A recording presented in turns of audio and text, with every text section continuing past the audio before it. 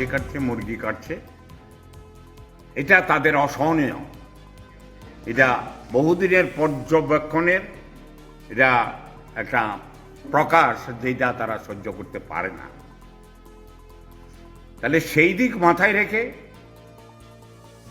নবদ্বীপবাসীর কাছে আমরা পৌরসভার পক্ষ থেকে আবেদন রেখেছি যে বাইরে থেকে আগত যাত্রীদের স্বস্তির জন্য এবং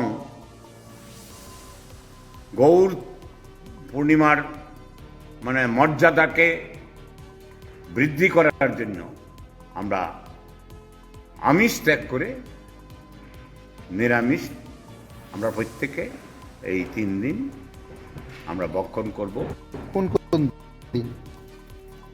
13 তারিখ, 14 তারিখ এবং 15ই মার্চ, এই 3 দিন নিরামিষ আমরা আবেদন রেখেছি। আমরা তো কোনো আইন প্রণয়ন করতে পারি না, এটা আইন নয়, আবেদন। তা আবেদন মানুষের কাছে রাখলে মানুষ যখন মেনে নেয়, সেটা আইনে অ্যাক্টের বাইরেও একটা আইন প্রতিষ্ঠিত হয়ে যায়। আজকে বিশেষ কয়েক বছর ধরে এটা চলছে, এটা আমার মনে হয় আইনের মতনই সেটা মানুষ ধরে নেবে এবং সেটা পালন করবে। আর বিশেষ করে নবদ্বীপের মানুষ শান্তশিষ্ট মানুষ, সবাই শান্তি চায়, আমরাও শান্তি চাই।